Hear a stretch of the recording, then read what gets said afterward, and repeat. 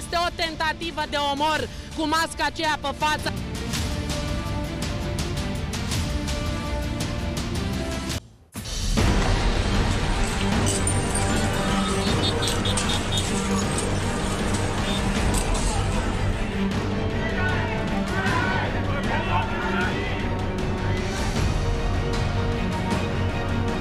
Când toată lumea spera să vină finalul pandemiei, liderii Europei vorbesc despre noi măsuri de restricții din cauza valului 3, lucru care nu a făcut decât să pună și mai mult paie pe un foc ce mocnește deja de câteva săptămâni, cu proteste în mai multe țări europene. Tensiuni care se simt inclusiv la nivelul conducerii Uniunii Europene și a celor mai importanți lideri, ce nu reușesc să se pună de acord asupra unor strategii comune în privința combaterii pandemiei și a căilor de urmat. După ce 6 țări, Germania, Belgia, Suedia, Danemarca, Finlanda și Ungaria au primit ultimatum să explice restricțiile considerate mult prea dure, alte 3 scandaluri lovesc la vârful Uniunii Europene. În primul rând, campania de vaccinare este zguduită de acuzații de politizare, Europa fiind ruptă în două, atât de scandalul privind interzicerea în unele țări a vaccinului dezvoltat de Oxford și AstraZeneca, dar și de atitudinea față de vaccinul rusesc Sputnik V.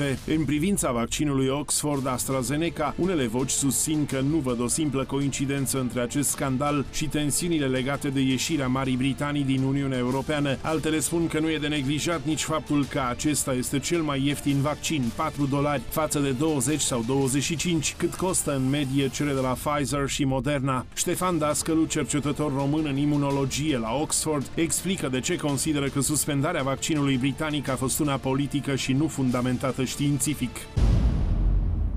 Profesorul Van den Bosche susține că vaccinarea în masă nu va face decât să întărească acest virus, care se multiplică foarte rapid, existând posibilitatea să dezvolte rezistență la vaccinuri și să se răspândească și mai repede, din moment ce vaccinurile nu previn infectarea. These vaccines, in their own right, are of course excellent, but these vaccines don't prevent infection. But in the meantime, we are not realizing that we give all the time during this pandemic, by our interventions, the opportunity to escape to the immune system, and that is of course a very, very, very dangerous thing, especially if we realize that these guys, they only need 10 hours to replicate. Expertul cere Organizației Mondiale a Sănătății o dezbatere internațională privind campania globală de vaccinare, ce ar trebui amânată până la evaluarea completă a virusului. Desigur că e posibil ca OMS la nivel mondial și instituțiile UE la nivel european să ignore această cerere de dezbatere, dar asta nu va face decât să alimenteze tensiunile, mai ales că tot acum controversele sunt aprinse și de la un alt raport, unul ce acuză folosirea de unele state a pandemiei pentru a face abuz de drept, de a-și consolida puterea și de a limita criticile la adresa guvernelor.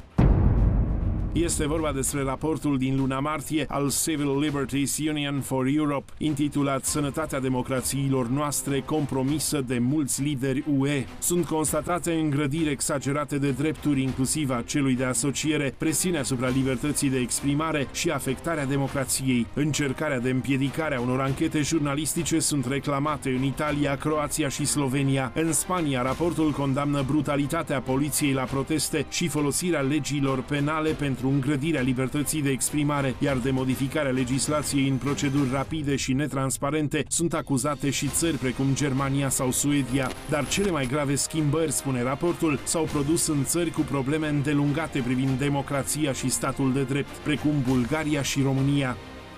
În mod cert, Europa este într-un moment cheie, pe fondul unei tensiuni crescute în rândul populației și a amenințării unei crize economice fără precedent. Și nu ajută deloc nici faptul că Organizația Mondială a Sănătății se bâlbâie la probleme ridicate de publicații de prestigiu, cum ar fi că virusul nu se transmite de pe suprafețe, deci anumite restricții ar fi inutile, mesajele contradictorii nefăcând decât să alimenteze și mai mult debusolarea și neîncrederea.